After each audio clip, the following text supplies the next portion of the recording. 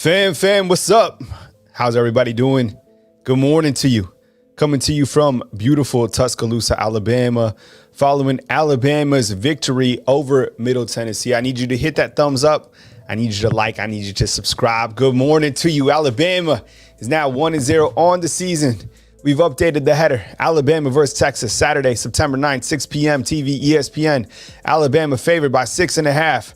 Let me know where you're coming from, and let me get a Roll Tide inside the comment box. I know it's early, but there's a lot to break down as we go over Alabama's first victory of the season. I am Kyle Henderson of Bama Football on YouTube. Hope we got some rest. Hope you're able to digest a little bit of the game last night. Let's go over it in detail real quick, and then I'll open up the call-in lines.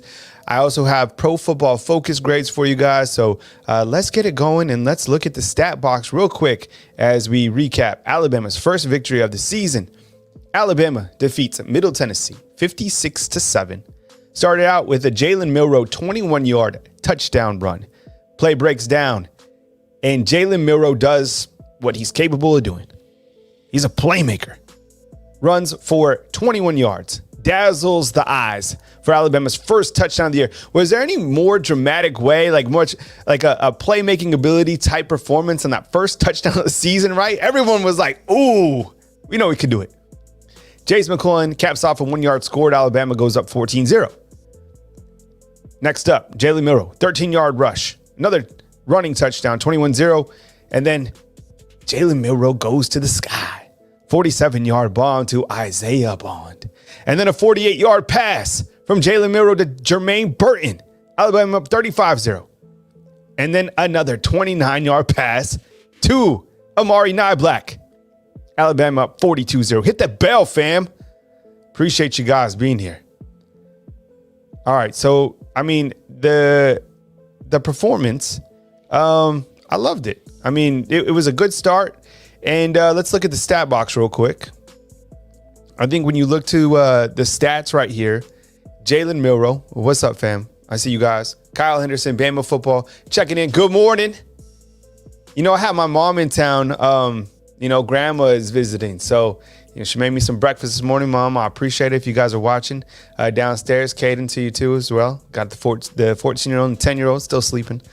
Let's zoom in those stats. Jalen Milroe passing is in the middle column. 13 of 18. Nice debut, son. 13 of 18. 194 yards. 3 touchdowns. Sacked twice. You know what? One of the sacks was from Jam Miller not picking up his assignment. I think even Coach Saban said that last night. Jalen Milroe rushing. 7 attempts, 69 yards. 2 touchdowns. You also have Jace McClellan, 43 yards. Roydell Williams, 36 yards. Justice Haynes, man, 29 yards. Look, those guys look good. Stick your hand in the running back jar. Even Richard Young got in there. 5 attempts, 19 yards. And then Jam Miller, 4 attempts, 14 yards. We thought we were going to see all the quarterbacks. We saw all the running backs. My goodness. Isaiah Bond, targeted 6 times. Came up with 5 receptions for 76 yards and a touchdown. Jermaine Burton targeted 3 times, 3 receptions for 62 yards and a touchdown. Kobe Prentice, he's got some sticky hands for sure. 3 receptions for 20 yards. And Amari Niblack, 2 receptions for 49 yards. Let's continue looking at the stat box. Kyle Henderson at Bama Football. Roll Tide to you from Mexico City. Buenos dias. Good morning to you. All right, I think these are the stat notes. Let me see if I can find the actual defensive stats, because I know I have them in here somewhere. Because I wanted to highlight on the defensive side of the ball. Let's see if I can find them. The defensive side of the ball, I know it was, I think it was Caleb Downs who led Alabama in tackles. Let me see if I can pull it up. Do a lot of this stuff on the fly, so just hang with me. Okay, there we go. Caleb Downs leads Alabama in tackles. Yeah, freshmen don't play at Alabama, right? No, they started Alabama. You had 2 last night, Caleb Downs and Caden Proctor at the tackle position. Caleb Downs, 8 tackles. 8 tackles. We were talking last night, and Coach Smook asked me, he's like, who's your defensive MVP? I almost said Caleb Downs. And a lot of you guys inside the comment box were like, look, it was straight up Deontay Lawson. Look, I mean, Deontay Lawson, the stats are there. 7 tackles, 3 assists. He seemed like he was everywhere. 2 tackles for a loss, including a quarterback sack. How about Kendrick Blackshire? You know what was dope last night? The later part of the game was in Coach Blackshire. Or Coach Blackshire, let's just call him that. Kendrick Blackshire literally just stole the ball from a Middle Tennessee defender. That was lit, right? That was one of my top plays. Was Kendrick Blackshire just using that raw strength and just pulling it out. Chris Broswell, thought he looked good. Q Robinson, man, I really like him coming off the edge. I like that outside linebacking unit, fam. Dallas Turner, 2 tackles there at the bottom of your screen. And then Jalen Key, 4 tackles. Now, we are trying to wait for an injury report. We'll probably get that from Coach Saban at some point on Monday. That's a press conference and how today will work. So I will take your calls this morning. I'll open up the phone lines in just a minute. Take your calls this morning. And then tonight we will turn the page to Alabama versus Texas. I got Jeff Ketchum from Orange Bloods joining me at 6:30 p.m. Central Time. And then we'll take your calls thereafter as we talk Alabama versus Texas. As you see, Alabama versus Texas Saturday, September 9th, right here at beautiful Bryant-Denny Stadium, 6 p.m. TV, ESPN. Alabama favored by just under a touchdown. Venmo link to the bottom. I appreciate it. This is what I do for a full time. This is how I support myself. So I appreciate you guys hitting the thumbs up, like the tips, the super chats, all that. I really appreciate it. And then the following week, we'll be going to Tampa as Alabama plays South Florida down in the state of Florida. So let's continue to look at the stats. And I want to also bring up the Pro Football Focus grades. Hit the thumbs up while you're in the comment box. Let's get this live up to 100 thumbs up. If you guys could do that, I appreciate it. Okay. Alabama sends notes, and I always like to go over these notes because they do point out some interesting notes. I'm going to read these notes for you guys. Jalen Milroe earned the start at quarterback and was responsible for 5 total touchdowns, which tied for 3rd most in Alabama school history. 3 passing and 2 rushing. My goodness. Milroe was pulled from the game midway through the 3rd quarter, finished with 242 yards, which included 194 through the air, 13 of 18 passing, while also rushing for 48 on 7 carries. With the win over Middle Tennessee, Alabama improved its home winning streak to 21 consecutive games, which is the 4th best in program history. The streak dates back to November 23rd, 2019. You guys know who came into town that time, right? Alabama improved to 83-11-2 all time across 96 home openers, while head coach Nick Saban won his 26th time in 28 home openers. 26-2 is a college head football coach. After closing the 2022 season with an average of 7.9 penalties and 68.7 penalties per game, the Tide had just 2 penalties for 19 yards. That is an incredible stat right there. Alabama's 3 quarterbacks, Milroe, Tyler Buchner, Ty Simpson, accounted for 8 of the Tide's 9 touchdowns in the win, 3 rushing and 5 passing. The Tide won its 52nd game and its 53rd game when it scores a touchdown on the team's first offensive possession of the game. The Alabama defense limited Middle Tennessee to just 78 rushing yards.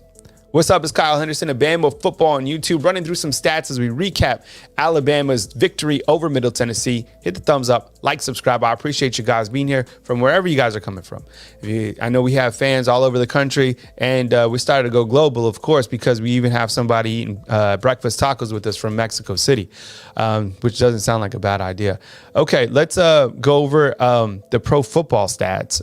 So Pro Football Focus, if you're new to the channel, we used to do this a couple years ago.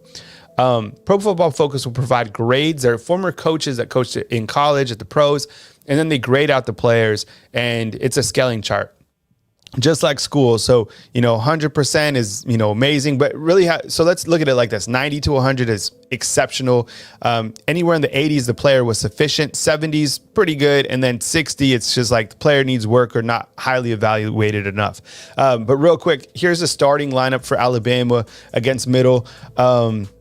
Look, this is twofold. Number one, this is kind of like the starters that started the actual game, but there's so many different variations of Alabama's formation, so I don't really kind of read into it because there's more than just 11 starters on that side of the ball. And I'm not protecting the whole depth chart thing. It's just that's what it is. I mean, when you get to this level, Alabama, has a lot of different formations, clearly. Okay, so here we go for the Pro Football Focus look, and these are the grades. Sometimes the grades change within the next couple of days after some of these coaches have had the opportunity to look at it. And let's see that these Pro Football Focus grades, and then we'll kind of run through them. Now, the star indicates that the player did start in the opening game. And then the total, which is the third column up at the top, the total means that's the number of plays the player played.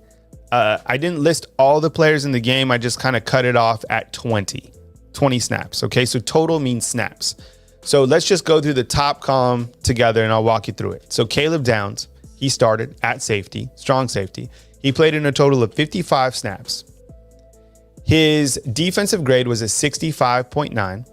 His run defensive grade was 78.0. His tackle grade was 86.4. And his coverage grade to the far right was 60.6. Okay. So now let's look at Deontay Lawson. Started 55 snaps. His defensive grade was 80.4. There you guys go. You guys saw him tearing out, right? And you guys said that he was your MVP. His run grade was 67.0. His pass rush grade was 77.0, which looks to be the highest on the team. Let's also go over Terran Arnold. 55 plays. He had a grade of 77.3, and his coverage grade was 77.7. So you look at some of these coverage grades on the far right, like Kool-Aid has 72.9, Chris Broswell in space 71.8, and then look at Jalen Key. He's number 9 on the column right here.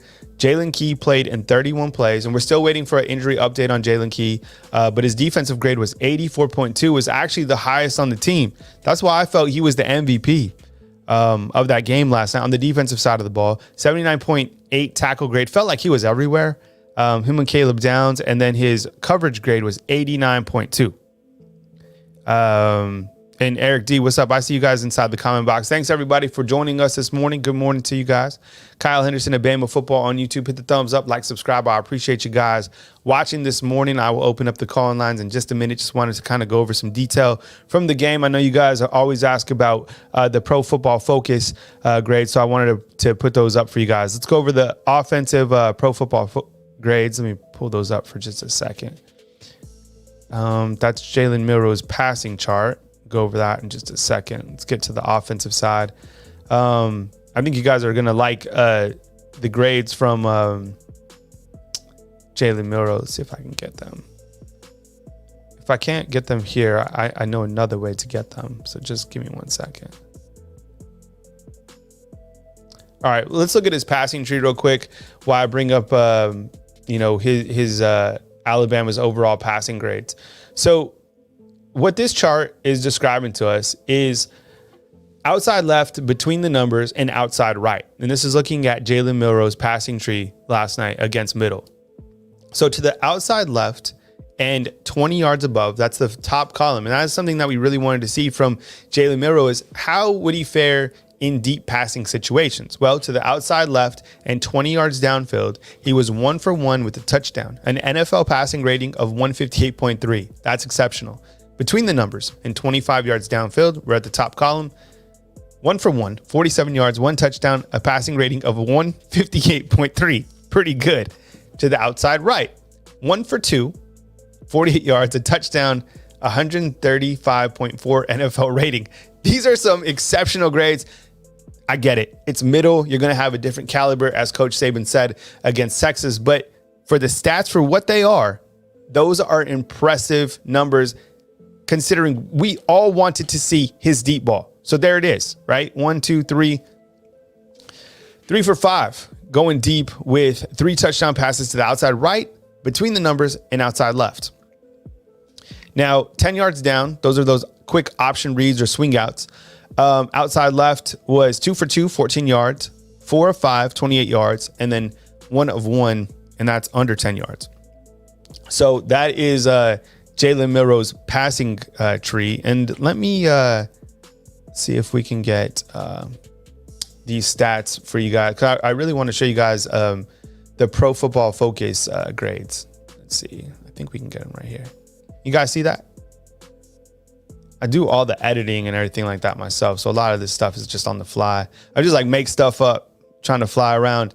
What's up, Kyle Henderson, Bama Football on YouTube? Hit the thumbs up, like, subscribe. I appreciate you guys. I'm going to open up the call-in line right now while I finish this up. You guys give me a call. I want to chop it up with you this morning. I'm going to get your take on what you learned following Alabama's first victory of the season. And let's go live screen real quick and get this to you guys so you guys can, let's see. Here we go. And these are the grades last night. Let's just go up to the top again. The star indicates that the player did start. And I cut the list off at 17 plays. That's at the bottom of your screen, Malik Benson. So let's just go up to the top. Again, Pro Football Focus grades. You guys will get used to this and accustomed to it as we move forward. So Caden Proctor started left tackle, 57 plays, and his offensive grade was 56.1. Okay, improvement. Tyler Booker. This one is interesting. 57 total plays, 58.4. They were tough on the offensive line. J.C. Latham, 57 plays, 64.8. It's a little bit better. Seth McLaughlin, 50.6. So look, we are talking about this offensive line. Pro Football Focus is like, look, this offensive line, you know, they didn't grade it very well. Look at Milroe, 92.3. My goodness. That's a crazy grade. Those are like Bryce Young type grades. Darian Dalcourt, 59.4. So as you can see, the offensive line did not receive the best marks. So I want to get your feedback on that. There was a couple times where it seemed like, I don't know. It seemed like the offensive line was a little bit slow at times. Look, we have to be critical, right? If we want this team to improve, like these are some of the things that I saw. Jermaine Burton, 73.8. Good to see him. Isaiah Bond, 73.1. Mamari Nyblack, 83.2. And there are kind of the rest of the grades. So with that said, let's get to the phone lines. Let's do this. I want to take your calls. I want to talk about Alabama versus Middle, what you guys learned. And we'll go to the phone lines and we will start it now with 347. Hey, good morning. You're on the line with Kyle Henderson. Who am I on the line with and where are you calling in from? Hey, what's up, Kyle? This is Jonathan. Live in New York City, but I'm from Birmingham. Jonathan from New York City. Appreciate you calling in, man. Your takeaways from the game, man. Go ahead. I just wanted to point out two things. We've already talked about both of them, really, but we were focused on a lot of different things last night. But one thing I wanted to point out was the penalties. I was really, anxious to see how that was going to, work out, because that's one thing that, just destroyed us last year. And the other thing was Jalen Key. I was kind of high on him coming in, because I had watched him last year and the year before. But he's a baller, and I think I hope we hear some good news on him. But for the most part, man, if we can keep up this the penalties, play disciplined football, and I noticed also a lot of solo tackles last night. Nobody was missing, too many tackles, and I think we're in good shape. I don't think Coach showed his whole hand last night, of course, and I think we'll be ready for Texas, and I think we'll come out on top next week, man. Thanks for taking my call. Yeah, I appreciate it, John. Thank you so much. I answer you on the other line.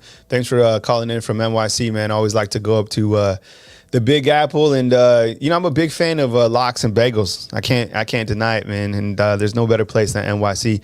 Look, the penalty stat was fantastic. Only 2 penalties last night for a team that felt at times was very undisciplined last year. I think that was a heavy emphasis from Coach Saban. And just as John said, and phone lines are open, so if you guys want to call in, we got a 256 and a 417 inside the call queue.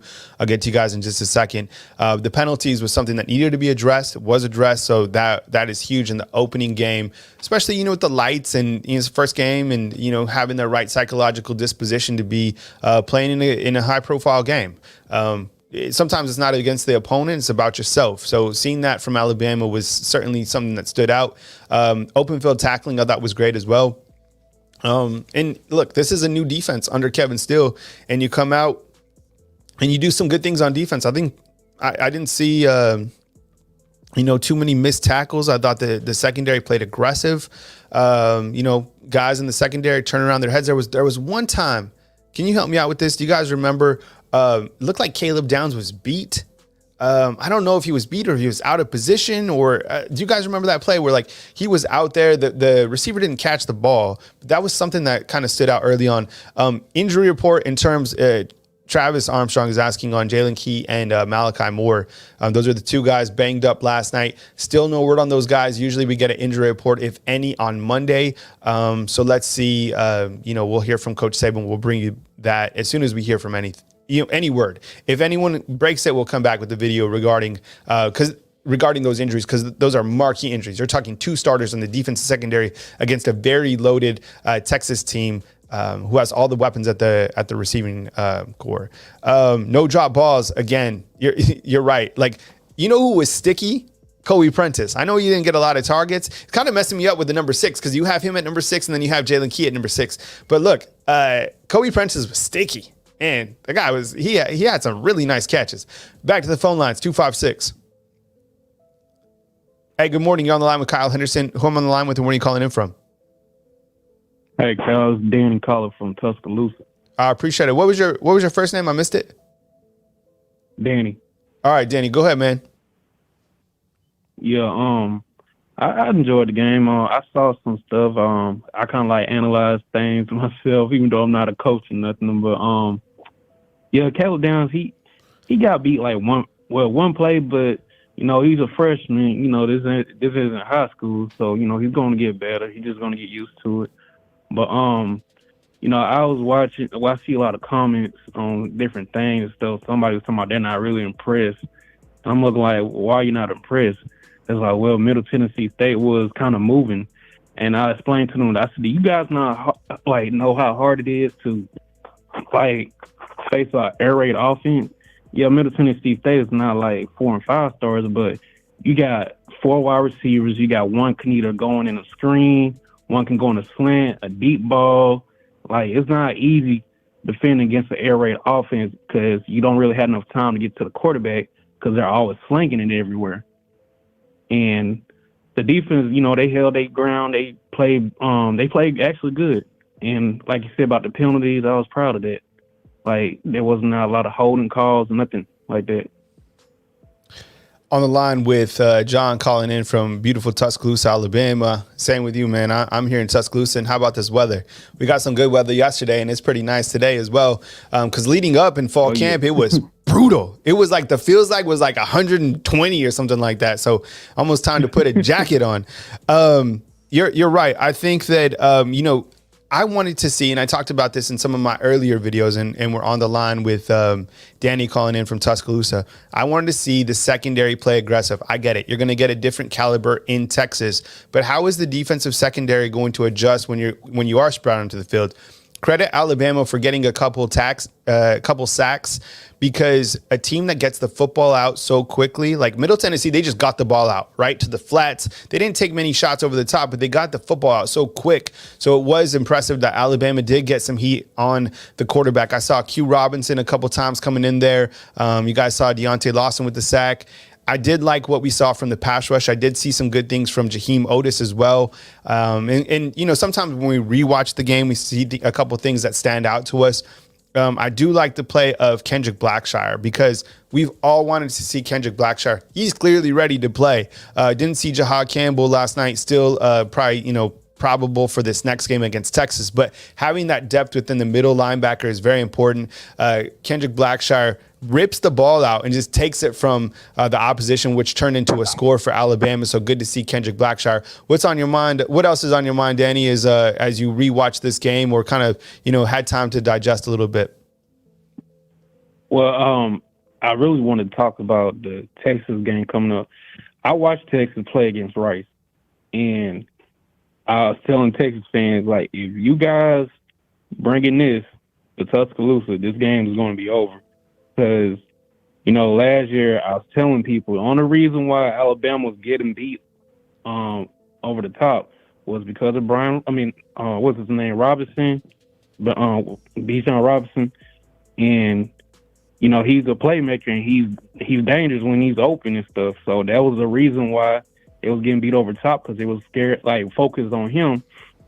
And then when I'm watching Rice, and I'm looking like, man, Texas is really struggling against Rice. And Rice doesn't have 4 and 5 stars like Texas. And I'm telling Texas fans, if you bringing this to Tuscaloosa, this game going to be over with by halftime, because Alabama's not going to play around.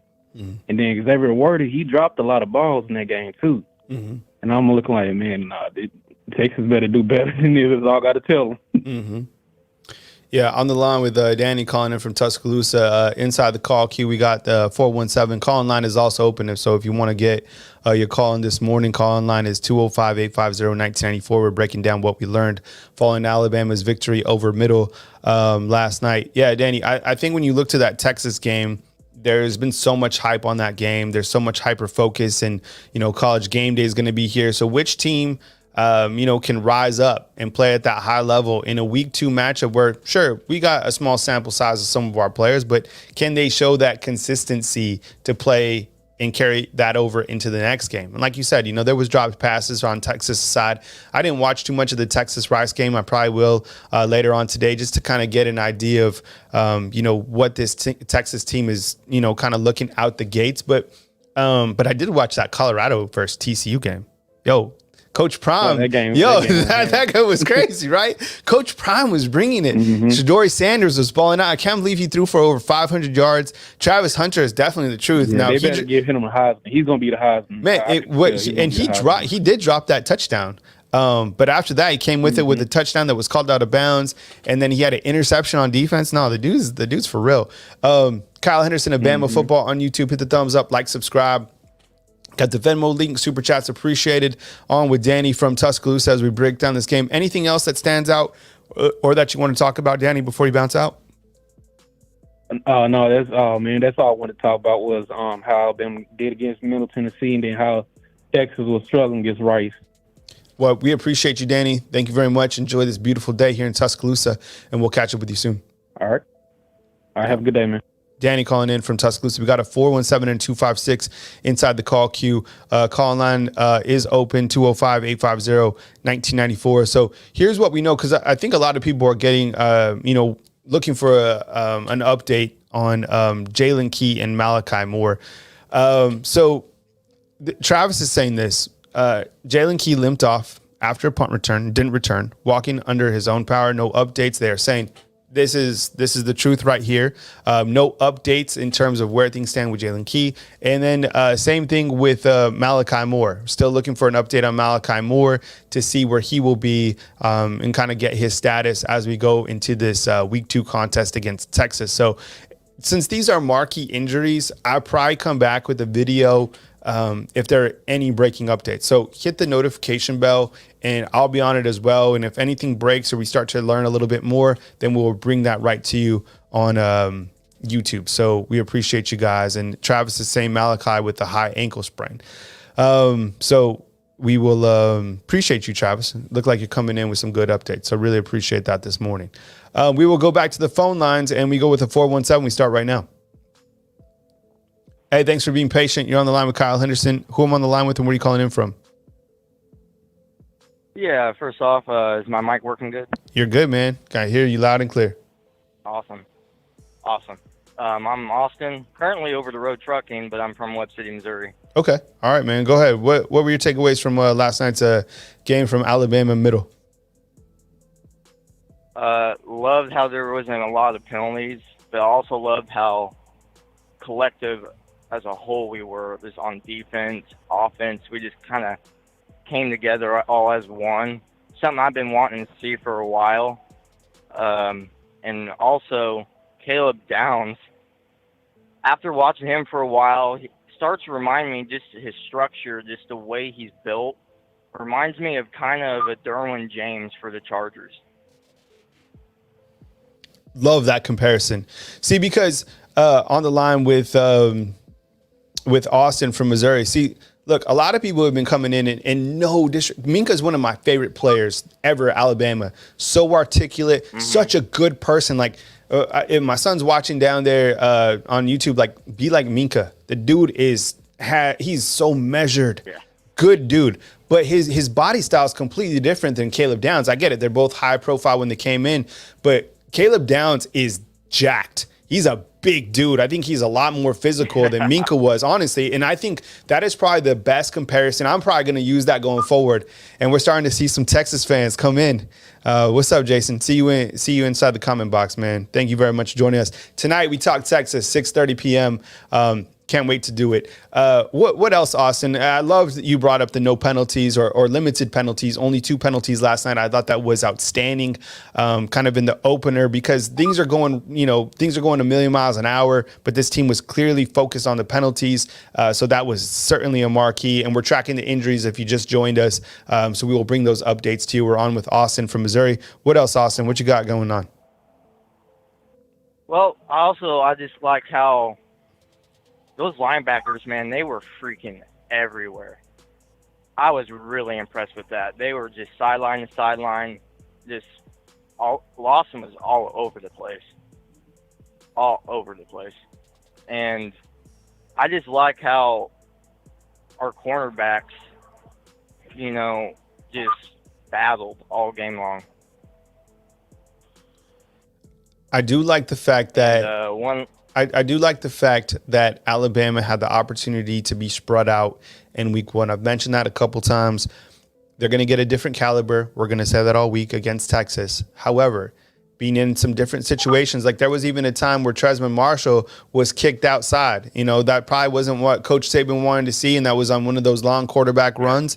Those are things that you look at today, or they're probably already looked at. Who knows? I mean, they watch the film so quick. Those are the things that attention to detail and kind of being split out, and you're going to face another athletic quarterback. Although the quarterback last night from middle, I mean, the guy could run. And Alabama did a really good job tackling in open space, I thought, throughout the entire night. And like Travis is saying inside the comment box, he likes the play of Trey Amos. So do I. I mean, Terran Arnold did well. Kool-Aid did well. And then Caleb Downs and Jalen Keith. Honestly, the secondary did play really well last night for what it was, right? Sometimes you just want to see these guys in position, open field tackling. And this is under Kevin Steele. I think we're off to a good start so far. Nobody's saying this is the best defense ever. I'm just saying for what it was yesterday, I liked what we saw from the defense. Anything else, Austin, before we move to our next caller? Yeah, one thing. For that Texas game, one thing I'm kind of looking for is if we kind of come together as one and kind of like back in 2017 in the playoffs against Clemson, because that team was just freaking mad. Like, mad at the world, it felt like, right, even way before kickoff. So they kind of come in with that energy. Oh, it's going to be a good day. Appreciate it, man. Thank you very much for, be safe on the road, Austin, and we'll catch up with you soon, man. All right, we'll do. Roll Tide, man. Roll Tide to you. Austin calling in from Missouri. Be safe out there on the road. You know what else is really, and Eric's right inside the comment box, T-Rob. Travaris Robinson, who's Alabama's secondary coach. I thought he's done a really great job. Came over to Alabama from Miami. Fartknocker.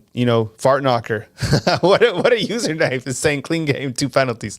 Love it. What's up, Mike? I see you in the comment box. Kenneth is saying linebackers rocked it, looking better than they do. Then nothing to do with defense from last year. Jason is a Texas fan. I'm glad we're coming to the SEC, as it is going to be a serious challenge. Absolutely. And the serious challenge is now presented as Alabama and Texas will get it on for the Week 2 College Football Super Bowl. My name is Kyle Henderson of Bama Football. Alabama versus Texas next up, Saturday, September 9th, 6 p.m.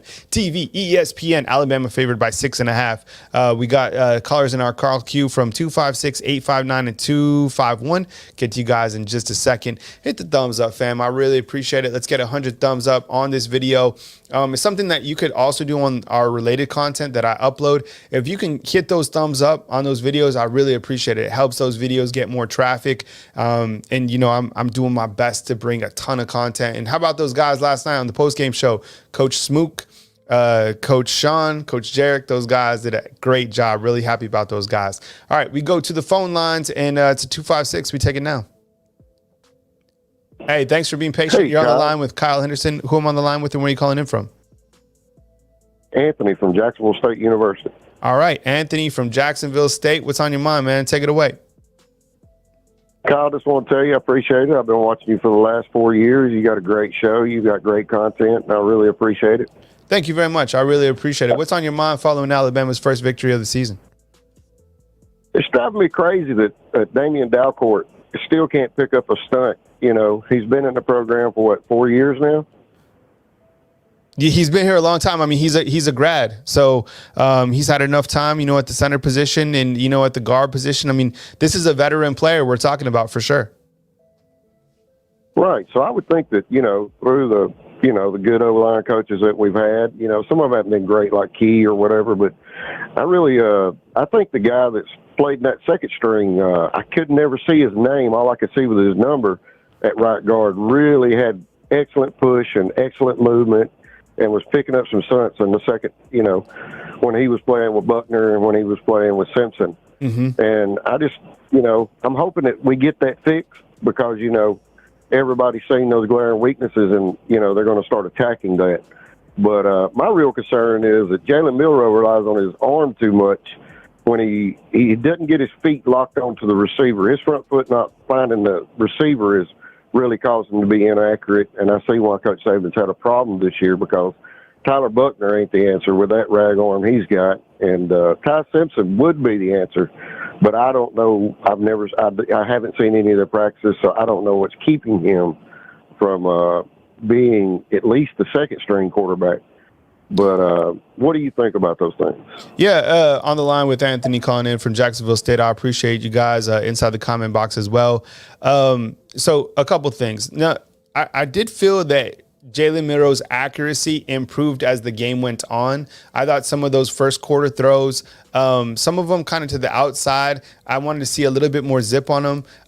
And I think that he got more accurate as he got more comfortable. For example, I showed a graphic on Pro Football Focus that kind of demonstrated, his deep balls were right on the money, 25 yards downfield. And I think collectively as a group, we all wanted to see an improvement from the deep ball from Jalen Milroe, and he was able to display that last night to Isaiah Bond, Jermaine Burton, to Amari Niblack. So I think that was really good in that category.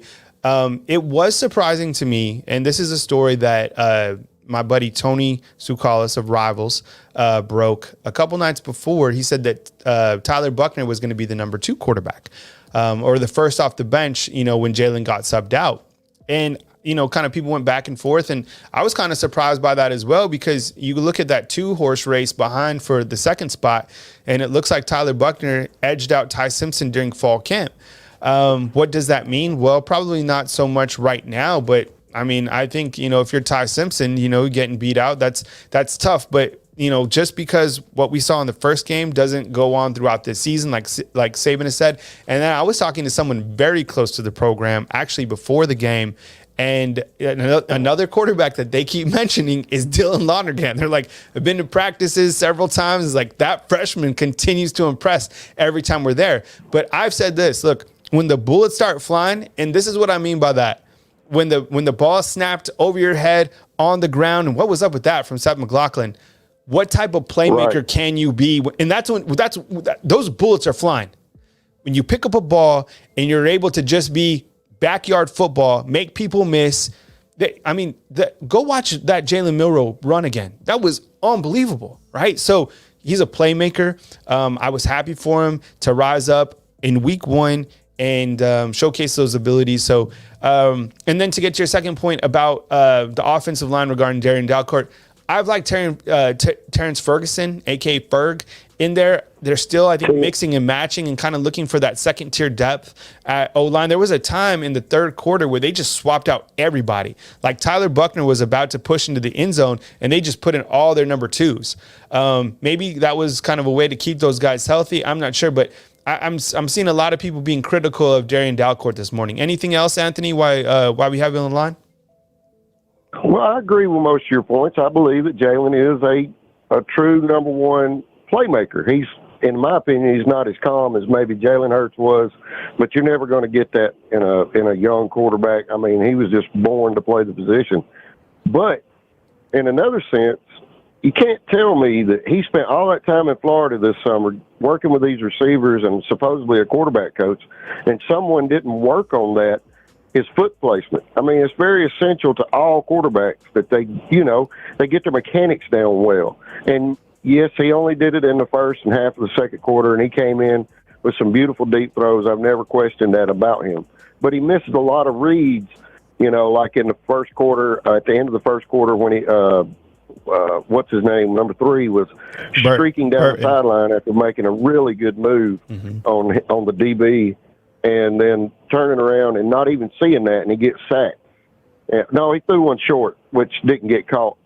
But that's a really disconcerting to me a little bit. The defense, I really appreciated we got a D coordinator that doesn't need a whole entire half before he starts changing the way the defense looks. I mean, he actually made a defensive scheme where he was shutting down Middle Tennessee's, option run quarterback things. And that was beautiful to watch. And it really, this defense is going to have to step up for at least half of the year until they figure out what they want to do on the 5-0 line and what they want to do at quarterback. But, I'm not ringing a 5-alarm bell. It just didn't look too clean. They looked like a really good high school team at times on the offense. But the defense actually being able to change their slants and their fronts on the D-line to just pin their ears back sometimes. Like, if anybody watched it, when the whole D-line, when Dallas Turner went to the inside and Boygway went to the outside, and then they pressured up the middle, and it caused that, what was it? Oh, man, it drives me crazy. But you see what I'm saying. Things were changed in a crucial time during the game, and we haven't had that in 4 years.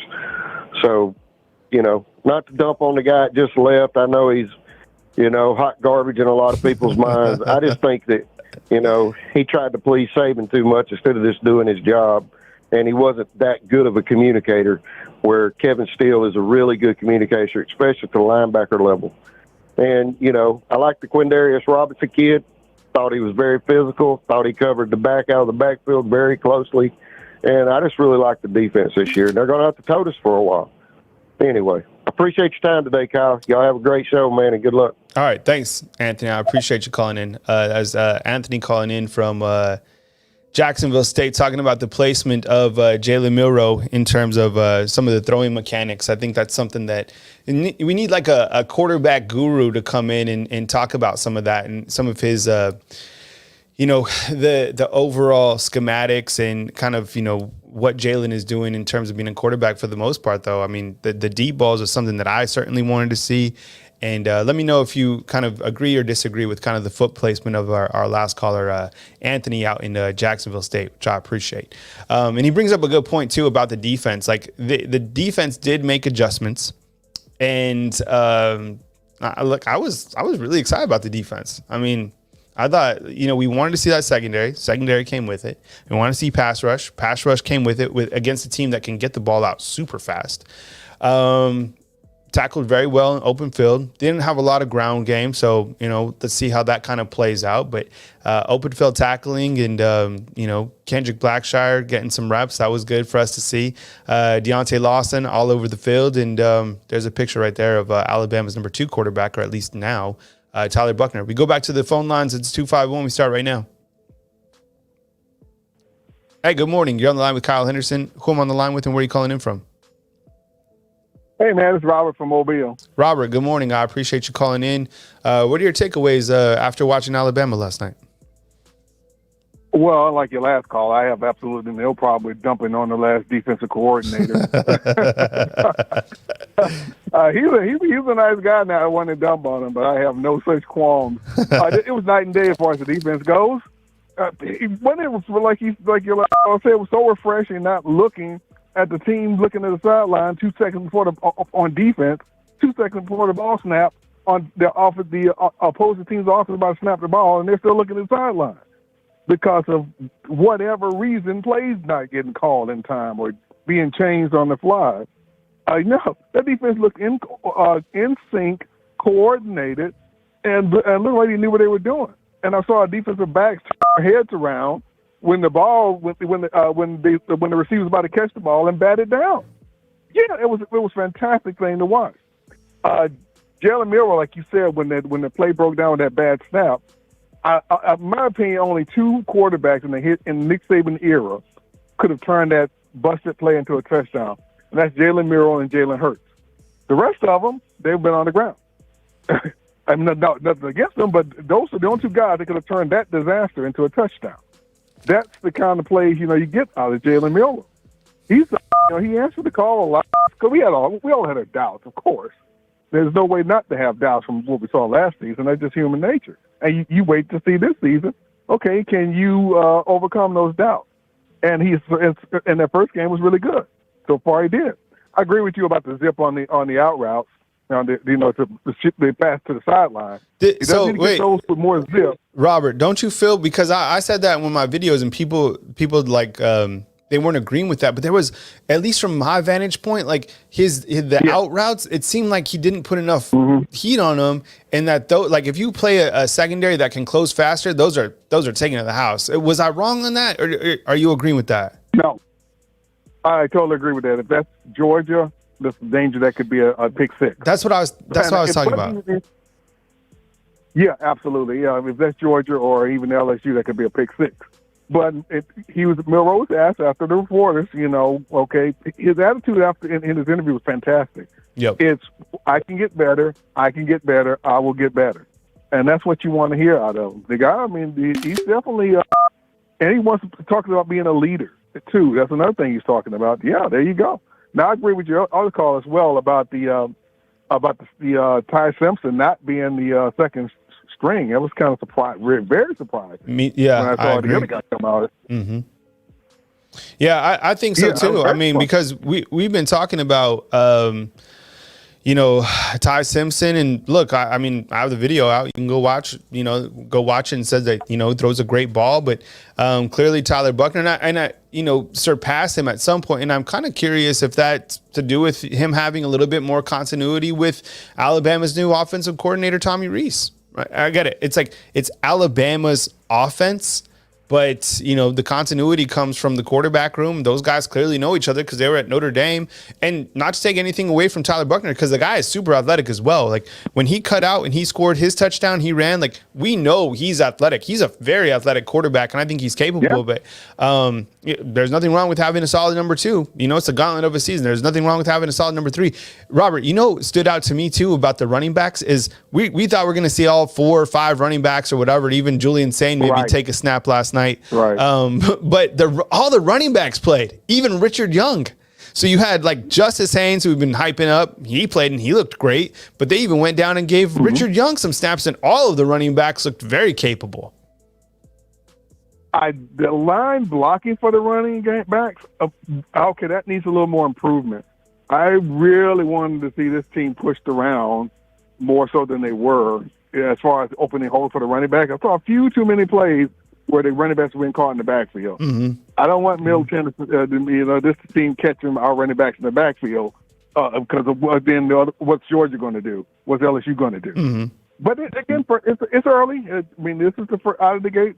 This is out of the gate. You don't get a preseason in college football, so this is where you use these little, lesser tier teams to iron that kind of stuff out early on. And so, okay, we need to work here, we need to work there. And then when Texas come around, okay, you've got film to look at against it, like you said, when the ammunition is live, you got film to look at to see, okay, what do you need to work on?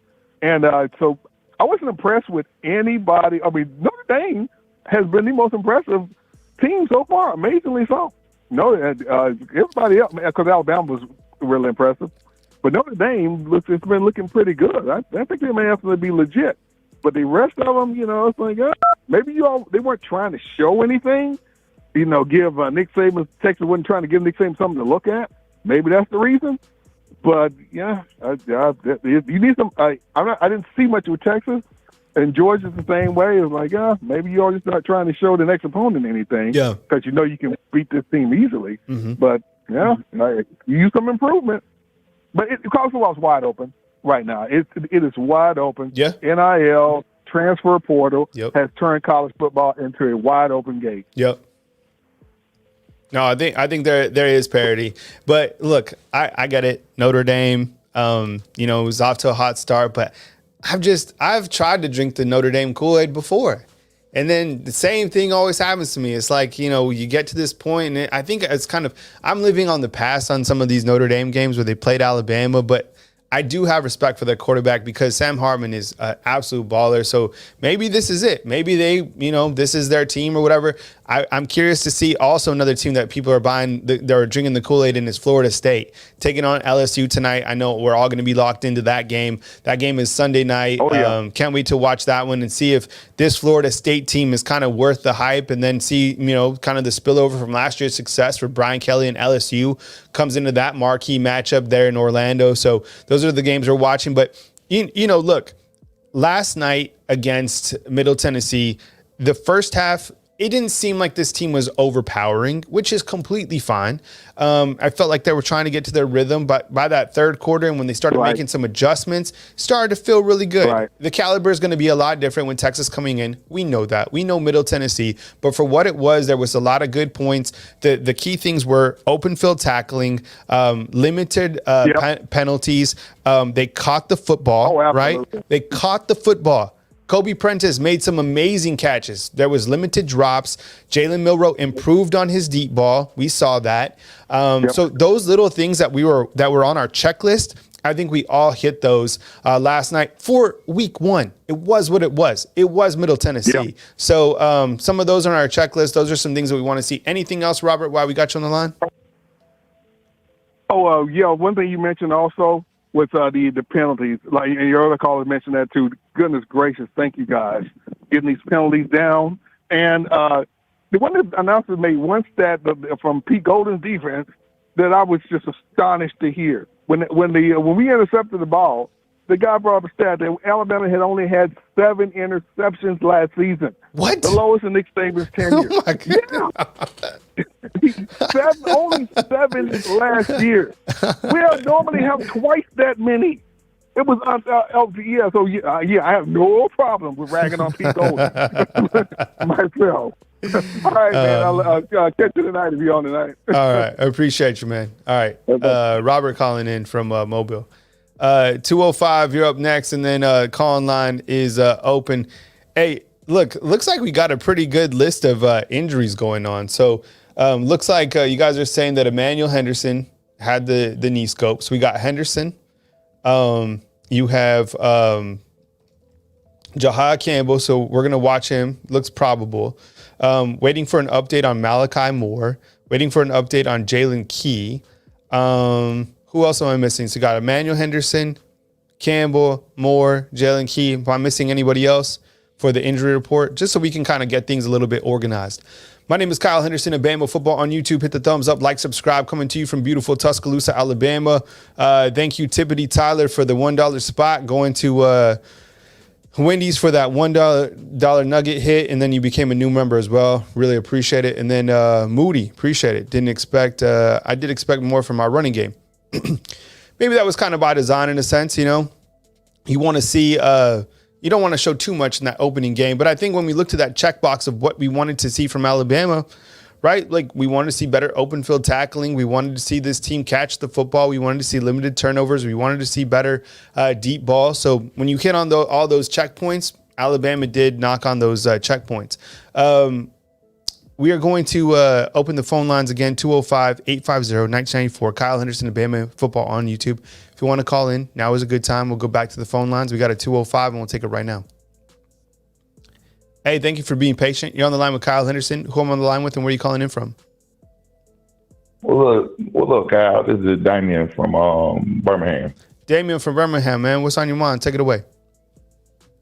Okay. Number one, I like your show, man. I've been listening to it for a good little while now. Thank you very much. But just to get to the game from yesterday, actually, when you look at it, our offensive line, we did a pretty good pass blocking. That was a good thing. I mean, I know we let some defensive lines get in, throughout the game, but honestly, they did a pretty good job of pass blocking. I think we need to work on the run block. I know that our offensive line been speaking out on off season about how dominant they want to be on the line. And I didn't see it in the game, honestly. Like I said, it's something that we need to work on. I think Nick touched on that at halftime also. Far as the quarterback play, Mr. Milroe, he did good. And I know we were talking about saying how his throws could have been easily pick sixes if we were playing against other teams. But we have to also realize that, I know he was playing with jitters, and this is his first start. He wanted to make sure everything is right. So I think he was progressing throughout the game, see how comfortable he was getting. So now it's just to a point where we're like, okay, I really think that he built up a lot of confidence, and I hope Nick don't kill it by, swapping in not the quarterback. Let him grab the team so he can feel comfortable. And I guarantee you, if he plays the way way we know he can play, I see us going to the national. If all the little screws need to be tightened up, defensively, we look pretty good. I think our defensive line did a pretty good job, even though it is Middle Tennessee State. But at the end of the day, they had some big boys, and I think we held our own. Like they said, the linebacker was all over. Our cornerback played pretty good. My hats off to Mr. Arnold. I mean, they started going at him at first beginning of the game, and he held his own. Yeah. He's way better than last year. Yep. Kool-Aid, Kool-Aid to Kool-Aid. We know how he is. And I also seen that, like you said, number 2, down. Yes, he was in every part of the field trying to hit. He was playing his part. Even key with the interception. Nice read on the interception. Also, like I said, our team is the first game, and with the things that I see, I really think that once we get familiar with each other, familiar with the team, and familiar with Mr. Saban's scheme and stuff, we're going to be good by the middle of the season. Appreciate it. Damian calling in from Birmingham. I appreciate it. Yeah, I think you hit on some good points. Like right away, they attacked Terran Arnold from the get-go. They went right to him. They didn't go to Kool-Aid. They went right to Terran Arnold because they wanted to see if he had improved. You look for weak spots when you're an offensive coordinator. And I think from some of the film that you look at from last year, like who can we go towards? And they went after Terran Arnold. I do want to see continued improved play from this offensive line going into week 2 because you have to be able to run the football effectively. So it's like we grade the running backs high, but the offensive line, and granted, there's 1,000 pounds of beef up there, whatever. Like they have to be able to continue to get that push on the defense because they play a pivotal role. And I think they are totally capable enough. I just didn't think the offensive line had their best showing last night, but that's okay. It's week 1. You take it for what it's worth, and they did do a good job in pass pro. It's tough to get around those 2 towering tackles and the sack that they did get on Jalen Milroe that necessarily, in my opinion, that wasn't on the offensive line. And Coach Saban said that as well. There was a running back who missed a block on a blitz, and that's how they were able to get to Jalen Milroe. It is what it is. It was a good showing for week 1. Anything else while we got you on the line, Damian? No, I just want to say Roll Tide to the Roll Tide Nation, man. All right, man. Roll Tide to you. Appreciate it. Call-in line is open if you want to call in and sound off. Did you guys watch Jalen Milroe's interview from last night? While we wait for our next caller, I'll just go ahead and pop on Jalen Milroe's interview from last night. What a great interview. This young man, has done a tremendous amount of work, but he didn't really take any accolades. I was front and center for Jalen Milroe. Here's his interview from last night following Alabama's victory. How y'all doing?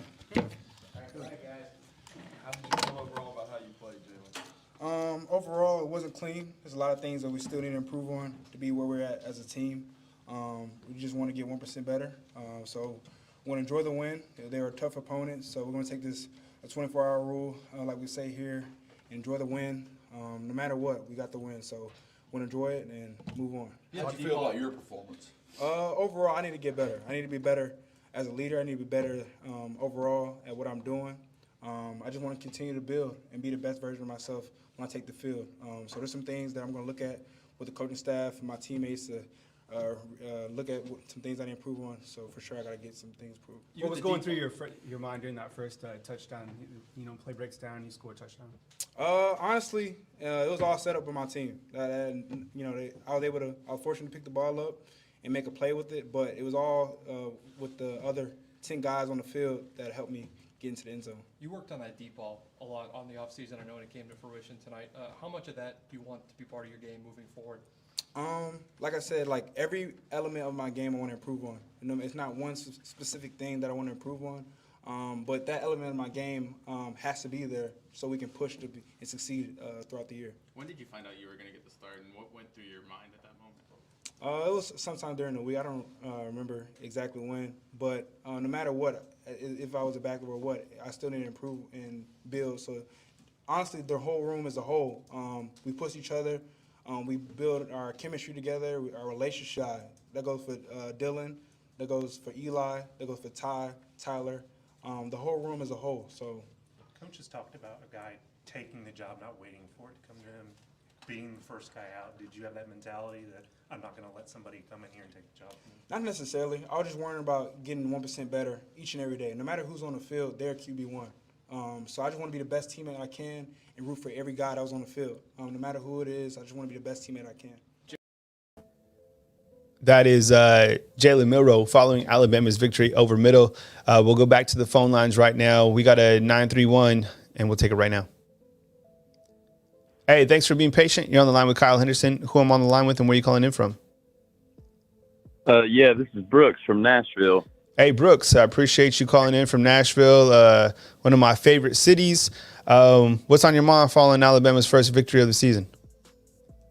Yeah, I was just going to say, I know obviously you never want to see injuries with Malachi and Jalen Key going down, but I was really encouraged with how the play picked up when I think it was Terrion moved back to star and Trey Amos moved back to corner. And I think this team showed a certain bit of depth that maybe past Alabamas haven't had in that secondary. It was really encouraging to see, and got a lot of optimism for this season. Yeah, I think you bring up a great point. Is one of the things that Coach Saban has talked about on the line with Brooks from Nashville is being able to be versatile within that secondary. And you're right, a lot of those guys can mix in and match out. And I think that's important considering that Alabama, we're kind of, looking at two injuries right now with Jalen Key and Malachi Moore. And I'm not going to speculate on what, those injuries are, how long, those players could, or if they're even going to be out. But the thing is, you have to be able to play star, corner, safety within this Alabama defense. And there's guys that can clearly do that. I think a lot of people are really excited about Trey Amos coming in. I thought he did a really good job last night. Same thing with Jalen Key. That guy's really good. And people were like, oh, he plays at UAB. No. Like the guy played in a total, I think he had like 800 snaps or something like that last season. So a very veteran type player coming in. And how about Caleb Downs? I mean, that guy, as a true freshman, and look, the Bullets are going to be flying a lot faster against Texas. So this is going to be another opportunity for him to prove himself. But I wouldn't be surprised if Texas has a game plan to try to attack Caleb Downs, or maybe, like Middle did last night, at least try to go after Terry and Arnold, because they want to be able to test that defensive secondary. But what we saw last night is a versatile secondary that's athletic, that can make plays and can create turnovers. Yeah. I remember last year early on in the Texas game, they took a lot of shots at Terrion, so that's definitely something I'm looking forward to this weekend. And Roll Tide, and really like the show and appreciate what you do. Thank you very much, Brooks. I appreciate you calling in. Enjoy beautiful Nashville. All right, that was Brooks calling in from Nashville. If you guys were, late to the show, whatever, I did show the stats. And did you guys, let me know inside the comment box, give me a thumbs up. Did you watch Rick Stockstill's press conference that I uploaded? Had some really good things to say about Alabama. Call-in line is open, by the way, if you want to jump to the front of the line right now. I'll go over those stats because I have the stats, the Pro Football Focus stats, but I also have the game detail stats. Let's see if I can get those up. I do all the editing and stuff like that by myself. Bring them up one more time so we can look at the stats from last night. Call-in line is open. 205-850-1994 is the call-in line number. Jalen Milroe last night, 13 of 18 with 194 yards and 3 touchdowns. You had him rushing for 7 attempts for 64 yards. Jace McClellan, 10 attempts for 43 yards. Roydell Williams, 7 attempts for 36 yards. Justice Haynes, 4 attempts, 29 yards. Richard Young, the freshman, 5 attempts for 19 yards. And then Jam Miller, 4 attempts for 14 yards. Collectively, Alabama ran for 40 attempts for 226 yards. Tyler Buckner, first quarterback off the bench, 3 of 5. No passing touchdowns, but did run for a touchdown. One run, which was for 9 yards.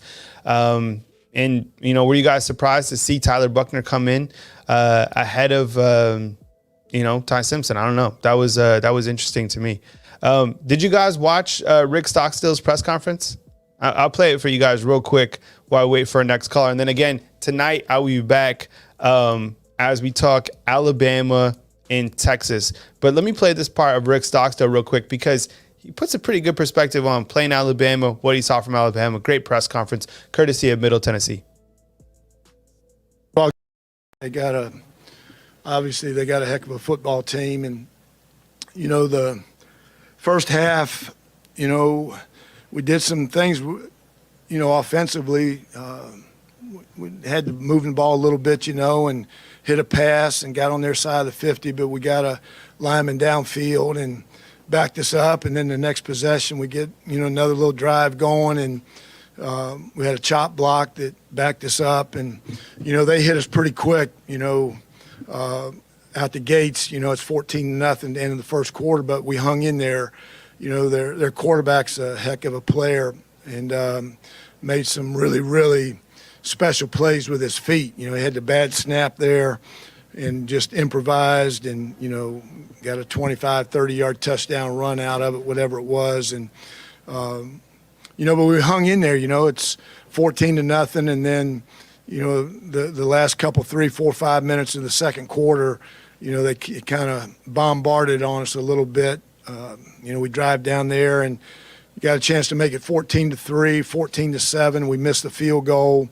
And then, they hit us, 2 quick ones, a couple deep balls, over the top of us there to go into halftime, 28, nothing. But then they hit another one coming out of the second half right off the bat. They got really good players, obviously. And but I was proud of our team and how we fought and how we competed, played extremely hard. And when you play teams like this, you got to play perfect, and we didn't play perfect. But I like our team. Told them in there, I told them the last couple minutes of the game, we're going to have a heck of a team this year, a heck of a year. So I like our team. We just got to make the corrections where we made mistakes tonight, and get ready for another really good SEC team next weekend. So I'll open it up to you guys. You mentioned the penalties, particularly in the first half. They said that they were drive killers.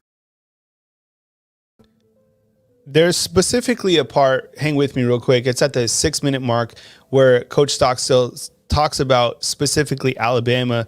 Let me get to that point. Let's see. I think it's coming up here. Just hang with me real quick. I'm going to play it right now.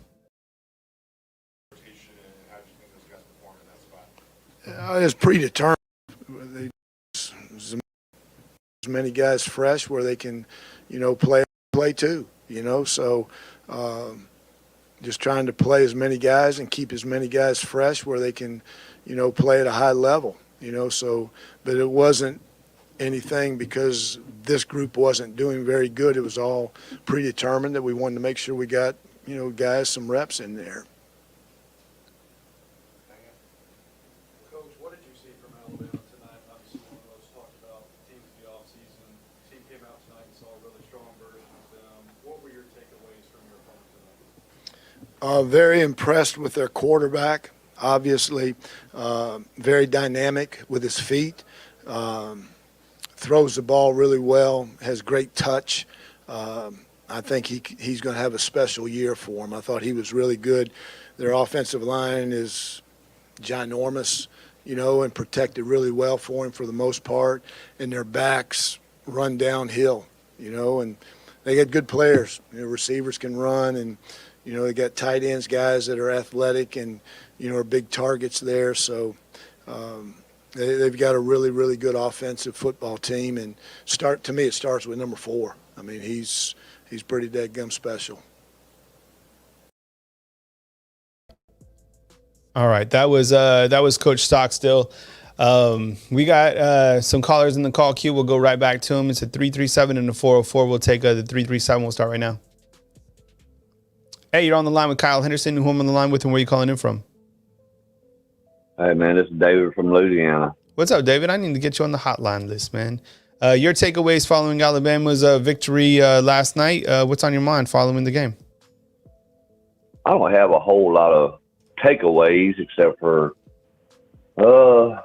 offensive line needs to step up a little bit more on the pass rush. When we start getting into bigger, stronger, faster competition, especially in the SEC, those guys are going to move around a lot faster than what Middle Tennessee did and be able to push, you know, the offensive line around a little bit more. If you looked at the size of the offensive line compared to the defensive line last night against Middle Tennessee, those guys came last night. I'm going to give them some props. You know, even though they got destroyed, they just didn't have the depth. But I'm going to tell you what, them boys came to play. They were flying around last night, and for the first quarter, I was kind of like, man, this is unexpected to see. But usually the little teams that you don't hear much about give us a little bit more fits at times, starting out early. But a lot of people, you know, one of my biggest things that I seen last night with the reason why I believe Tyler Buchner ended up the number 2 quarterback as of now is because he has more game experience in big games. Whenever he was at Notre Dame, I believe that's why he was the number 2 quarterback last night coming out on the field. But that the center needs to get these balls snapped a little bit better, because there was a couple of them last night that was real low that could have been turnovers and stuff like that. But I seen that one where Tyler Buchner had the ball almost down to his ankles, picked it up, and then threw a dart to I forgot who it was last night for, I believe it was a first down. And everybody's sleeping on Tyler. He's good. He's good. He's got some wheels on him too. The boy can run. On with David from Louisiana. I think you're right. I think, look, I don't think there's. So this week we learned that Buchner would be the number 2. And I think you bring up a good point, is that he does have more game experience, but he's very athletic. And I mean, he clearly has a good arm. I mean, the guy is certainly capable. There's no reason to create like division within the locker room. And clearly Jalen Milroe is the guy going into week 2. But I did see some good things from Tyler Buchner as well. It's just such a small size from Ty Simpson that we really can't even gauge it because it's just limited at the back end of the game. Tyler Buchner, you're right though, David. Like Tyler Buchner is good. What else you got, man? I believe we need to start controlling more on offensive time of possession. If you looked at the time of possession last night, yep, Middle Tennessee held the ball, you know, a little almost 2 minutes longer than what Alabama did last night. It was we held the ball for 29 minutes and 3 seconds. They held it for 30 minutes and 57 seconds. You know, which is needs to be. We need in big games, like I've said, like I've pushed so far, is when we get in these bigger games, these tougher opponents, time of possession is key, especially if it's a close game. You know, last night, you know, it wasn't close at all, you know. But, you know, we had, 226 yards passing and like 208 yards rushing last night, which is a very well-balanced offense. You know, I was very pleased with the way that the running game was. The passing game was, really good. There was the one where the pass interference that should have been for a touchdown, which was great, that we ended up scoring on. But the penalties, I was very pleased with the penalties last night. We only had 2 penalties for 19 yards total. I was very ecstatic about that. I was praying all night long, even before the game. Lord, we don't need 500 yards and penalties. That'd be terrible. But I was hoping we'd have more time on the clock to possibly see Dillon get in and have 4 quarterbacks score touchdowns. That'd have been probably record breaking, and nobody else ever touched that. But it was amazing to see all three, the number 1, number 2, and number 3 quarterback come in last night and shine and score touchdowns. But as far as on another note, hey, I'm gonna give props to Coach Prime. Y'all need to stop calling him a GOAT. He ain't even at the level of GOAT level. Now, when he was in the NFL, he was GOAT level. Yeah. But right now, just because he beat TCU, who lost half of their football team last year, don't mean nothing, because they still got a gauntlet. They still got Oregon, USC, Oregon State, Utah, Washington State. Now, if they can win all those games, then you can put him down, in that level of, being a great coach first year at a new school, But that his son, he rocked it yesterday. I ain't gonna lie. Hell yeah. But he don't deserve no GOAT level right now. But other than that, it was great. I just want to see more physicality next week against Texas, especially on the offensive line. We got to open up more lanes for the running backs to gain some more running yards, rushing yards. Passing game looks great. Secondary looked, good last night, which they didn't take a whole lot of shots. Middle Tennessee didn't take a whole lot of shots down the field last night, from what I could tell. Defensive line, they put a lot of pressure on the quarterback. Had several tackles for loss last night against running backs, stuff like that. They look really good. But next week is going to tell the tale. It's going to be a physical game. And all these Texas fans that are probably in the queue down there commenting, I know there was last night, that Texas was going to win by 2 touchdowns. You just don't come to Bryant Denny Stadium and beat Alabama. It doesn't matter who it is. It could be the Green Bay Packers. You just don't come into Alabama and just think you're going to walk all over Alabama. Yeah. But anyways, other than that, brother, I'm going to let you go. God bless everyone. God bless the United States of America. It was a great game. Roll Tide, everyone. Roll Tide to you, David. Thank you very much. Appreciate you calling in from behind enemy lines. 404, we'll get to you in just a second. Got a super chat in. I don't like that Nick put Tyler over Ty. Ty was recruited and should get a chance to be the backup so we don't lose him. Man, I don't know if just because he got the start, that'll mean that Ty exits the program. I think if that continues to happen, that'll probably be the case. That's the world we live in, because you look at the quarterbacks that Alabama has on the roster: Jalen Milroe, Tyler Buchner, Ty Simpson, Dylan Lonergan, Eli Holstein, Julian Sain, who's committed, number 1 quarterback. What we saw last night is a small sample size from Buchner and Ty Simpson. I think you let that kind of number 2 continue to play out. And I think coach will play, the best that he can. I mean, you have to, especially at the quarterback position, all positions, right? You need the number 1 guy to play. And this is, at the end of the day, it's a business. As soon as that's what it is. So the best has to play, and we'll see if Ty Simpson gets more opportunities going forward. We get where you're going with that, but it's just who's the best guy for the job. The best have to play. And as Coach Saban has said many times, he's like, the players on the team know who the best players are. I love that. He's like, the players know. And if you played sports at any sort of level, you know who the best player is, and you know when you are the best player on that team. So last night, Jalen Milroe coming through with it. Kyle Henderson of Bama Football on YouTube. If you could hit the thumbs up on this video, and please subscribe also. Almost close to 90,000 subscribers, and want to hit 100,000 subscribers. That'd be amazing. This is what I do for a living, full-time job.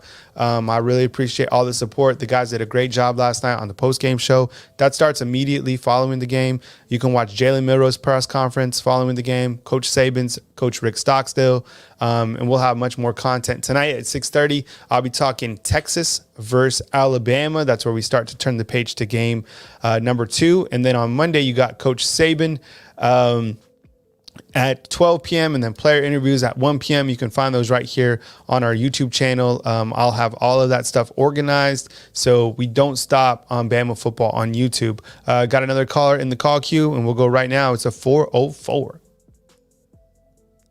Hey, what's up? I appreciate you calling in. Who I'm on the line with and where you calling in from?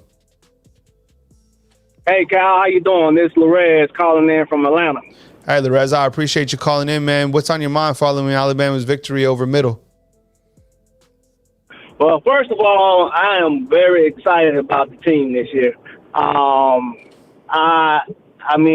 been, keeping up with, you, Coach Smoot, and, following you guys and listening to you all.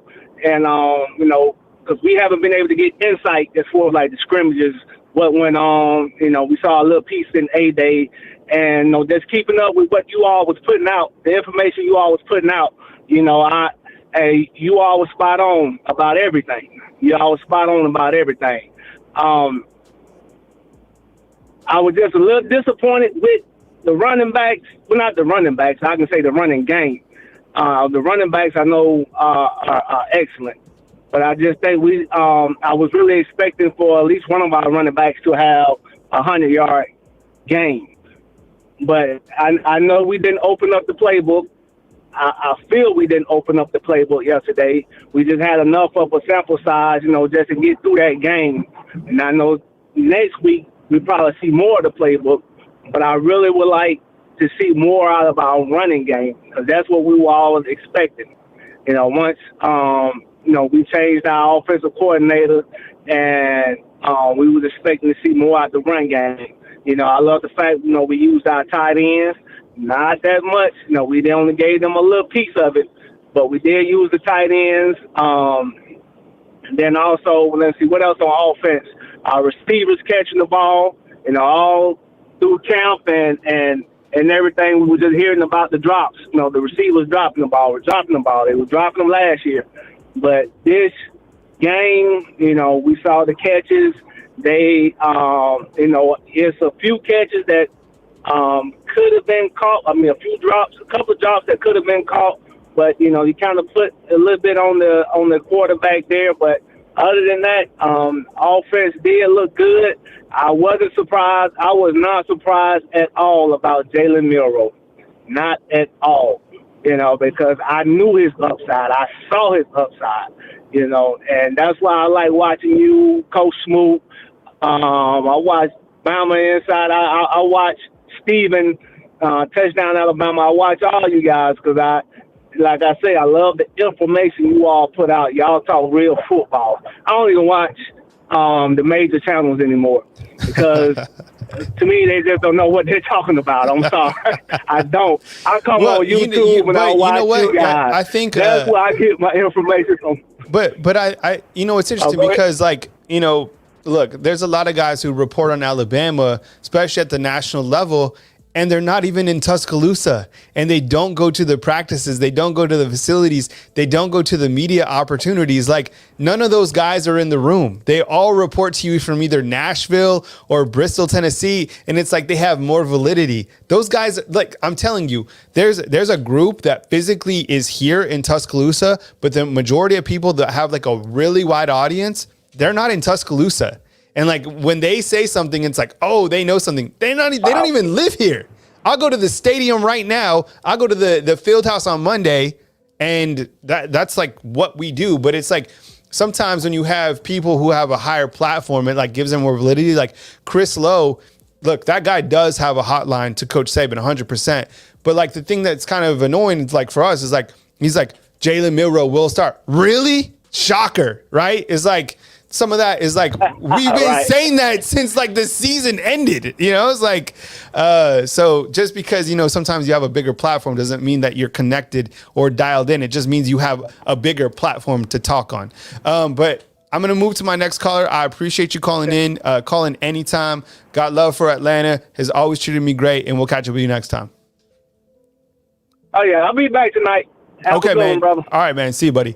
All right, yeah. Remember tonight, I'll be back at 6:30 as we turn the page to Texas versus Alabama. It started at 6:30. I got Jeff Ketchum from Orange Bloods. If you like my personality, you're gonna love him because he literally gives 0 Fs. Like, I think he's just gonna tell it how it is. Injury report. Everybody's asking about the injury. So we have Emmanuel Henderson, who we heard was on crutches. Need to check on that. Jahad Campbell, need to see if he's going to be probable or likely for the game against Texas. He was scoped, I guess, a week before the week 1 matchup. Malachi Moore went out last night and Jalen Key went out last night. We are waiting updates, and as soon as we have updates, we will bring that to you guys right here on Bama Football on YouTube. Got a super chat in. Our fans are crazy. Milroe is going to be the dude, especially since he's starting to hit the deep balls, and CU showed they have same love as a field. Yeah, look, the thing about, well, first of all, Jalen Milroe completely balled out. Call-in line number, good idea, is 205-850-1994. That's the call-in line number. Yeah, Milroe completely balled out, and so did Shadori Sanders from Colorado. My goodness, that was something to watch for sure. He did outstanding. Here is the main man, Coach Saban, following the game. If you haven't checked it out, you can watch the press conference, but I'll be right back. Here's Coach Saban, and then take some more calls as we continue to break down Alabama versus Middle. Here's the GOAT himself. Well, I think the players kind of delivered. They had good energy and enthusiasm to start the game. So I was really happy with the way that, we came out and played in this game. So they kind of answered the bell the way we wanted them to.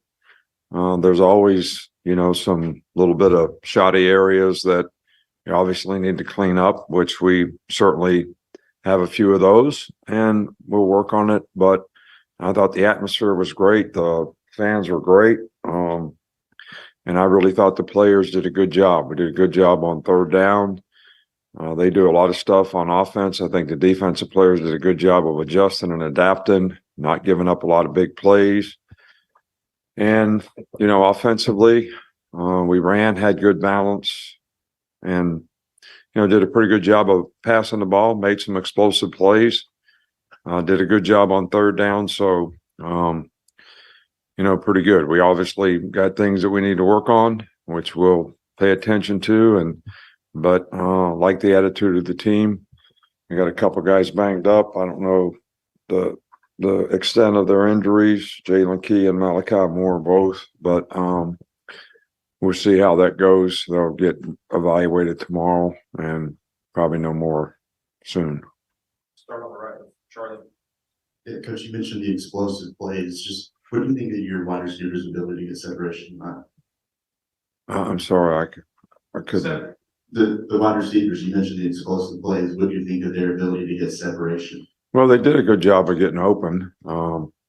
These look, no disrespect to these guys. They play hard. They got a good team. They do a good job of coaching. They present a lot of problems for you, but we're going to have to separate against a little different caliber of guy in the future. So that's going to be important, and we keep working on that and understand that, and I think we'll be fine. But I do think the receiver group has improved. I think there's better depth. I think there's more guys that can make plays. I think there's more confidence. So I'm sort of pleased with the way that group has developed. Back left, back right. And just specific to wide receivers, we didn't see Corey Brooks in the first half. What did you see from him in fall camp, and what do you see from him going forward? He was sitting out the first half for, I know you guys have a job to do, and you know how much I love you and want you to help you do your job, and, all that, and give you depth charts.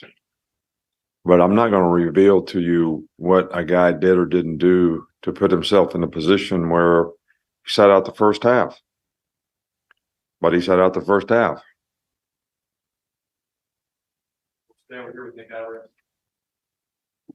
What do you think of the offensive line play tonight, and specifically Caden? They did a good job. I thought there was times they do a lot of stuff up front, a lot of plugging backers, a lot of movements. So it makes it, a little difficult to sometimes, I said before that they're a little big, little, they gave you some bad plays. But I thought that overall we did a good job. We did a really good job in protection.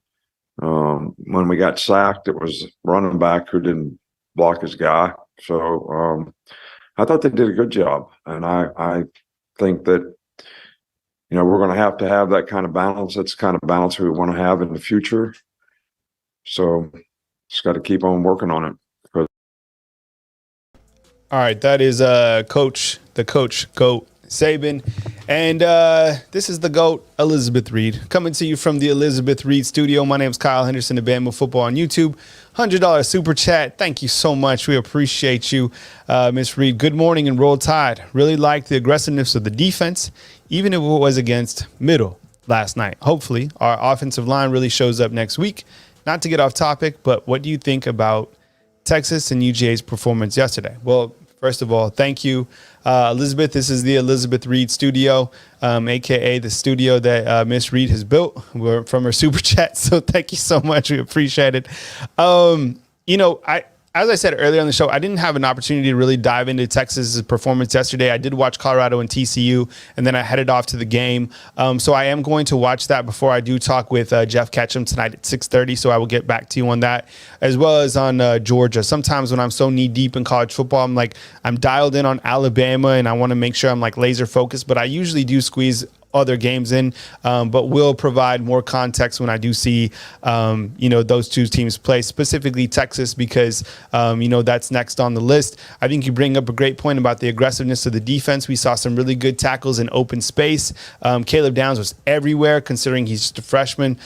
Felt he was out of position on one particular play, but I don't know if that was Middle Tennessee. That was kind of a weird play. He did go up and did bat the ball down. And in fact, Caleb Downs, as a freshman, did lead Alabama in tackles. Deontay Lawson played lights out last night. That's great for your inside linebacker spot.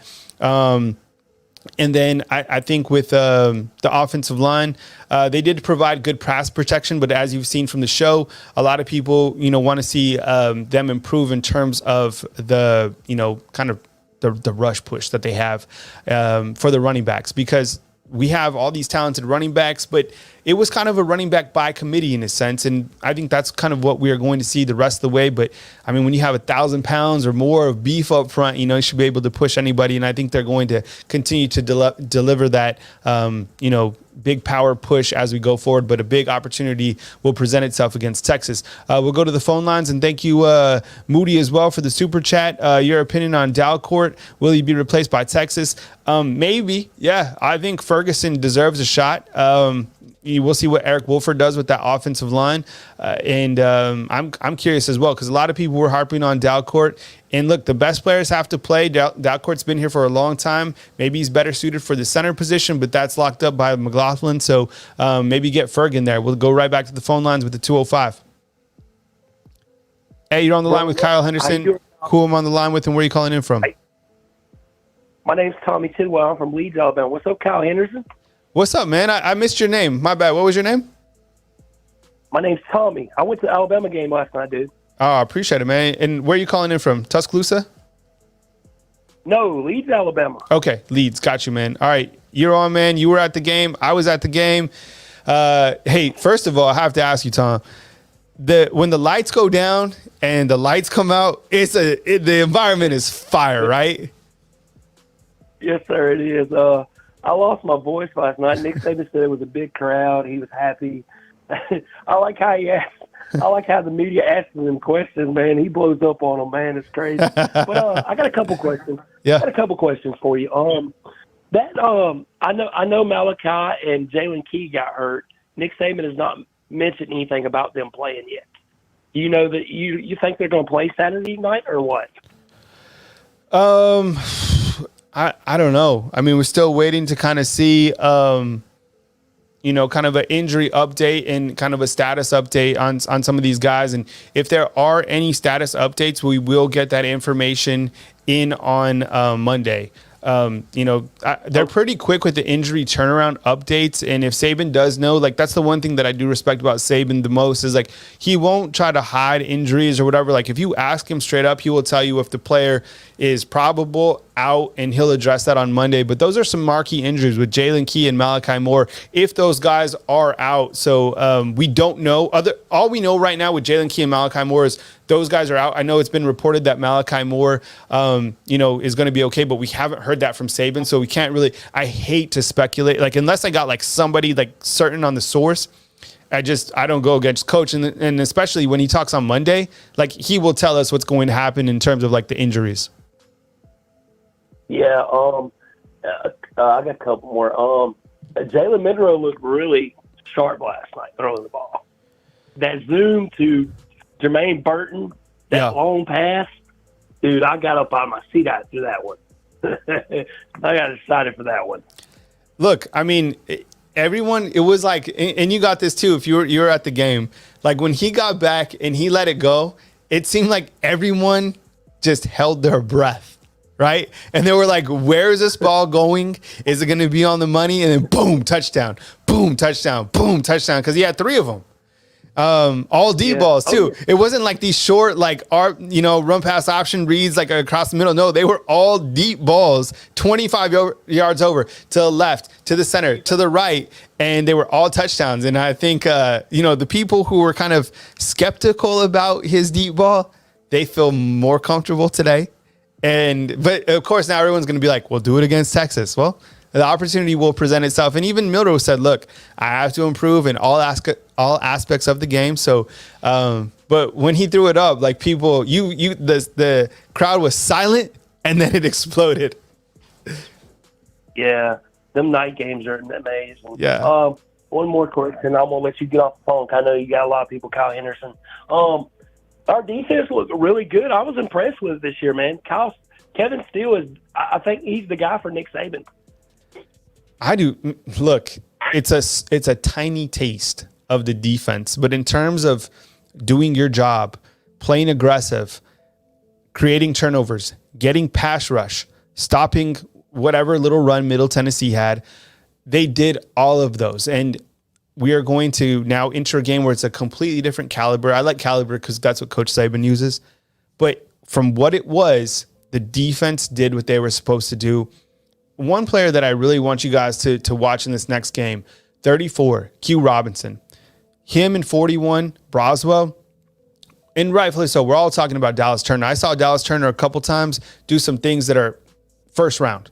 But Broswell and Robinson, those guys are Broswell played a lot better than I thought he was going to play. A lot more athleticism than I saw last year. And then Q Rob he's flying to the quarterback. So that's why you can't put are they starters or not? Like Alabama has more than just one starter. They can rotate a ton of guys in. Q Rob's a beast. Anything else, Tommy, while we got you on the line? No, that's it, brother. I just want to say roll tide and tell Nick Saban, let's go win that natty this year, brother. Yeah, all right. I appreciate it, man. Take it easy. Roll tide to you. All right, we got a 334 and a 205 inside the comment box. My name is Kyle Henderson, coming to you from beautiful Tuscaloosa, Alabama. That was Tommy from Leeds. He was at the game last night. If you were at the game last night, let me know inside the comment box. The stadium, like when the lights hit and those red lights come on, whew, man, there is no better atmosphere than right here in Tuscaloosa, Alabama. I'm telling you. And look, I would say that there was, what did they say the attendance was? I know I probably have it on my stat sheet. Did they say it was over? I'm sure it was over 80. There was some sporadic seats that were open. I mean, it is Middle Tennessee. But this next game is about to go to a whole nother level. In fact, like the media, the way that the media works is, roll tide to you from Germany. Appreciate you coming in. I have friends up in Stuttgart and Sindelfingen. And, because there is a large Mercedes factory not too far from Tuscaloosa, really in between Tuscaloosa and Birmingham. So I made a bunch of friends from Germany. So I'm always getting some good. Oh, they said last night it was 100,000. That's what they said. I mean, it's going to be 100,000 for this next game, but I don't know if it was like clearly 101, 100 last night. Okay. Back to the phone lines, 334. Let's get it. Hey, thanks for being patient. You're on the line with Kyle Henderson. Who am I on the line with and where are you calling in from? Hey, Javier from Montgomery, Alabama. What's up, Javier? I appreciate you calling in this morning, man. What's on your mind? Take it away. Man. Not much. Appreciate the show. It was a great show. I really did like what I saw from Alabama last night. The defense looked really good. I think the defense looked better than I expected it was going to look. I really think it's kind of because of, I think we haven't had like elite linebacker play since like, I don't know when. What, 2017, 18, somewhere around there? What were you going to say? Go ahead, Javier. Finish out, man. Oh yeah, I think like elite linebacker play is so important. And it's like Deontay Lawson looked really good. I like Tresman in the middle. Like it looked a lot better. Like linebacker was flying to the ball, and like no disrespect to Toto, like he was a great play caller, I guess, or signal caller, but like I didn't see the whole feeling and flying to the ball and sideline to sideline speed. And it's like, these guys got it. And it's like, it's different. It's just like, it makes the team look a lot different. Like, I'm sure everybody remembers like the Reuben Foster days. Like, you run a toss, you have the possibility of getting decleated every time. And it was like, we lost that aspect of football. It was like our linebacker play was just subpar. And it's like, I like what I'm seeing from the new guys. Secondary look good. I will say I understand, but I really hate how many starters we play on punt. On punt team. It's just many starters out there. It's like I'm looking, it's like Roydell, then I see Malachi Moore, then I see Terrion Arnold. I'm like, how many starters do we got on punt team? And it's like, it's just such a you know what? I noticed that last night. So on punt running down the field, it was Roydell Williams. Right? Like on punt coverage. And Roydell said, he was like, look, he just loves to play football. And those are starters. So like, let me ask you this, Javier. Did you think it was a targeting call when Kool-Aid got hit, helmet to helmet? 100%. I've never seen much more targeting calls than that. Man, yes. And we did talk to Kool-Aid after the game. He did look a little bit shooken up, like right after. But yeah, I think that, that was definitely targeting. We were all surprised when it came out and was just like, not targeting, but, glad Kool-Aid's okay. He definitely took a look, but kind of in that second half, you have your starters, and Coach Saban likes these guys to have 4 quarters. I know some of us are like, pull them out, but that's Saban's team. What else you got, Javier, while you're on the line? I will say on that targeting call, though, it was, I'll be honest, I don't think the guy was being dirty. I actually think he just got pushed in the back by somebody. Somebody on the team pushed him in the back. And it was like a boost to just demolish Kool-Aid. So I will say, I don't think it's purposely being dirty. I just think it was a bad circumstance. One guy pushing the back and all that. But I think I like the wide receivers. I think the wide receiver core is going to be a lot better because we were young and inexperienced last year. Like, besides Jermaine Burton, it was in Jacory, I guess, it was a lot of inexperience. And Jacory wasn't like a crazy feature the year before. And then I know people talk about Zachariah Branch at USC, but I think the comparison with speed with Isaiah Bond is very similar to him. Mm-hmm. Like, if you look at what he did in high school, his track numbers are like right there with Zachariah because he has the record. I think he had like he led the nation in the 200 in his senior year, which is ridiculous. But he I think he's one of the fastest people in the country too. So I think we'll see a lot from him this year. Like, I think he'll be a really, really important player for us this year. I really like him. And O-line definitely, I think they're like trying to mesh together, but it's some things that ain't coming together. I think like running the ball, it's always a guy coming through free when we run the ball. It's like we're not fitting it correctly, which I think it's just time to mesh together. So I think it'll eventually come together. But hey man, I appreciate you for taking my call, and have a good one. All right, roll tide to you, Javier. I appreciate you, man. All right, fam. Okay, we've talked about middle. We have talked about this game.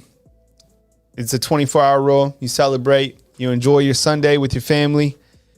We start tonight, 6:30, Texas, Alabama. I'll be on live. Get your popcorn ready. Got Jeff Ketchum, Orange Bloods. We're going to talk Alabama versus Texas. I'm going to take your calls. We'll go heavy. 2-hour show. doesn't stop. We're going to bring it. We're going to talk about Alabama. We're going to talk about Texas. You guys go watch that Texas game, read into the Texas stats. Let's dive into this Longhorn team. Let's get it going for the college football Super Bowl happening in week 2 in Tuscaloosa, Alabama. My name is Kyle Henderson of Bama Football on YouTube. Thanks to all of our super chats. Tippity Tyler also became a member. You can become a member of our YouTube channel by hitting the join button at the bottom of the screen. You can become a fan funder for as low as $2.99 a month. Appreciate it. Moody in here with the 2 spot. Thank you very much. Mike Coleman with the 5 spot. Bama Jeff with another 5 spot. And Bucky Brooks in there as well as a 5 spot. And then Moody one more time with the 5 spot. And then Miss Elizabeth Reed throwing down that 100. This is the Elizabeth Reed Studio. My name is Kyle Henderson of Bama Football on YouTube. Hit the thumbs up, like, subscribe. Stay tuned for our next video right here on Bama Football on YouTube.